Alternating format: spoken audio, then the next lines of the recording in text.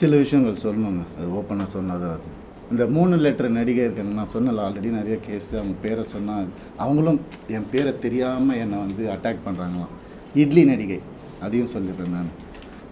3 பேர் ஹீரோஸ் என்கிட்ட, பெரிய ஹீரோஸ், அவங்க ஜென்ரேஷன் ஹீரோஸ் வந்து என் குடும்பத்துக்கு கெடுக்க வந்த இவாவை அசிங்கமான வார்த்தையில் சொன்னாங்க. நாசமாக போயிருக்கும். 3 பேரோட வாழ்க்கையை கெடுக்கிறதுக்கு ரெடியாக இருந்த அந்த ஒரு பொம்பளை என் லைஃப் பற்றி பேசுகிறாங்க. ஆனால் வேறு ஏதாவது பிரச்சனை வந்து அப்படியே நான் ஃபெமினிஸ்ட், நான் இப்படி ஆகிடுவேன். என்ன ட்ராமா இதெல்லாம்? உனக்கெல்லாம் ஏதாவது துப்பு இருக்கா என்னை பற்றி பேசுகிறதுக்கு?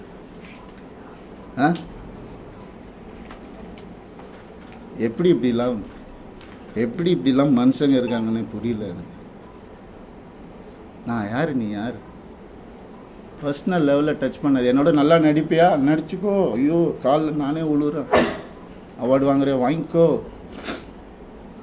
பர்சனல் லைஃப்பில் மனுஷன் இவன் தப்பான மனுஷன் நீ அதாவது பேசின நீ இன்னொரு தடவை உனக்கு என்ன அறிகதை இருக்குது பேசுகிறதுக்கு? நீ என்ன பெத்தியா? எல்லாரையும் வந்து ரத்தம் வாந்தி வந்துட்டுருக்கேன் எனக்கு. பிளாக் மேஜிக் பண்ணிகிட்ருக்காங்க எனக்கு.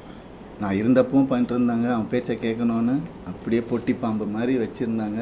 எனக்கு தெரியுது, நான் தெரியாமல் இல்லை. அதுதான் அப்பா அம்மா கொடுத்த அறிவு தெரியுது. ஆனால் அப்பா அம்மா வளர்த்த நேச்சர் என்னை காலி பண்ணிட்டே இருந்துச்சு.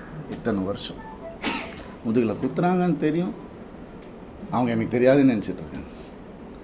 எவ்வளோ நாள் நானும் மாறிடுவாங்க, கடவுளை வேண்டிக்கிறேன், இப்படி ஆகிடும். நான் என்ன தான் பண்ணுறேன்? வேலைக்கு போகிறேன், வரேன். ஒரு நிம்மதி இல்லைன்னா என்ன பண்ணுறது? ஒரு மரியாதை இல்லைன்னா என்ன பண்ணுறது? வீட்டில் அவ்வளோதானே கேட்குறேன் நான். பேசிக் தானே கேட்குறேன். இதில் என்ன ஆம்பளை பொம்பளை எனக்கு புரியல. சீக்கிரம் குத்துங்க, வாங்கிக்கிறேன் நான். அப்படி தான் என்ன இத்தனை நாள் வேலைக்கு போயிடுறேன் நான்.